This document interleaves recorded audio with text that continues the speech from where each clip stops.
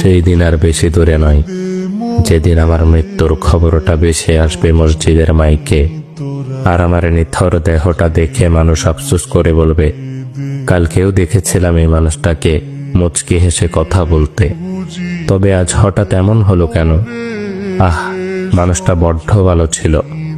কারো কারো হয়তোবা চোখের কোণে অশ্রু জমবে, আবার কারো কারো চোখ থেকে হয়তোবা 2 ফোঁটা জলও গড়িয়ে পড়বে। আবার অনেকেই খুশি হয়ে বলবে, যাক, ভালোই হলো, আপদটা বিদায় হয়েছে।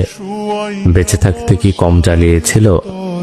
ব্যস্ততার কারণে আমার অনেক কাছের মানুষরাও হয়তোবা আমার জানাজায় উপস্থিত হতে পারবে না।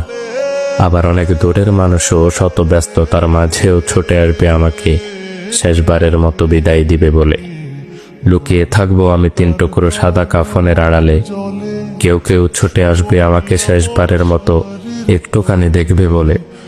আবার কেউ কেউ আমার মৃত্যুর সংবাদ শুনে দোয়া পড়াটাও প্রয়োজন বোধ মনে করবে না। সেই দিন আমার পাশে থাকা ছোট্টকাল থেকে আমায় আদর যত্নে বড় করে তোলা প্রিয় মানুষগুলো বলবে, লাশ বেশি সময় ধরে ঘরে রাখতে নেই, তাড়াতাড়ি নিয়ে চলো। দাফন কার্যে অত বেশি দেরি করতে নেই।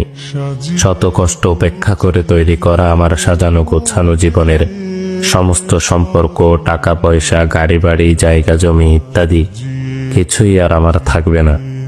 এমনকি দিন কয়েক পর হয়তোবা আমার অস্তিত্বটুকুও হারিয়ে যাবে মরুর ধূলিকণার মতো। তারপরও কেন জানি আমার অহংকার, সম্পদের লালসা, ক্ষমতার তৃষ্ণা ইত্যাদি যেন দিন দিন বেড়েই চলেছে। একদিন আমার মৃত্যু হবে, আর সবকিছুই ছেড়ে চলে যেতে হবে সেই অন্ধকার কবরে। এই কথা যেন জেনে বুঝেই ভুলে বসে থাকি এই মিথ্যে দুনিয়ার মিথ্যে মায়ার চাদরে নিজেকে জড়িয়ে রেখে।